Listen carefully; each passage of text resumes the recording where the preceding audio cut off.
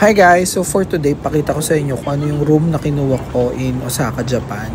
So currently, nasa Shin Imamiya ko via Nankai Express from Kansai International Airport. So sobrang lapit lang nung hotel ko from the station. So based dyan sa video, diretso lang kayo. And then dapat sa south exit kayo lalabas para malapit kayo sa hotel.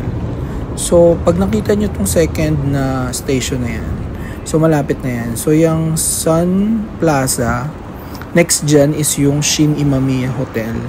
So before Reborn yung hotel ko.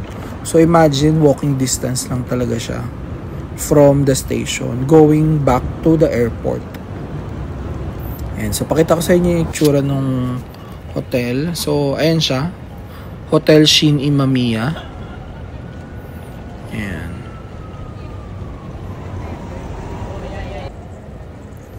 Tapos, pag mag-check-in kayo, you just have to present your passport to confirm kung may booking kayo for that particular dates.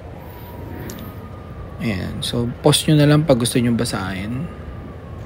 And then this part, in case maaga kayo dumating, pwede nyo iwan yung luggages nyo and then roam around Japan and then go back na lang.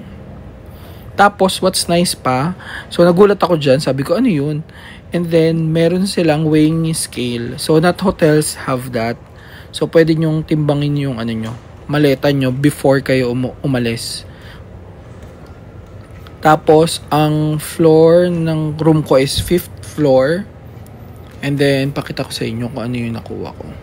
Unfortunately, smoking floor to. Pero, sabi ko naman, hindi ako nag-smoke. And then, hindi naman nangangamoy yung smoke sa hallway up to my room. Kasi meron dyang particular room na na smoking area nila.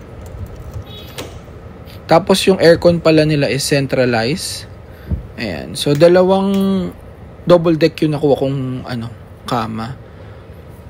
And then, parang nasa lang to 2,000 plus per day yung binayaran ko. Yan. Maganda yung room, medyo maliit lang. Medyo mas mahirap kumilos sa loob, lalo na nung nag-aayos ako ng mga bagahe. But all in all, maayos naman siya at malinis. Tapos ayan, so meron din tong onsen, male onsen. So public siya. So hindi ko alam paano nakakapasok yung ibang hindi hotel guests. So nasa 10th floor 'yon. Ayan yung sauna. And then shower area, common shower, common restroom. And then they also have laundry.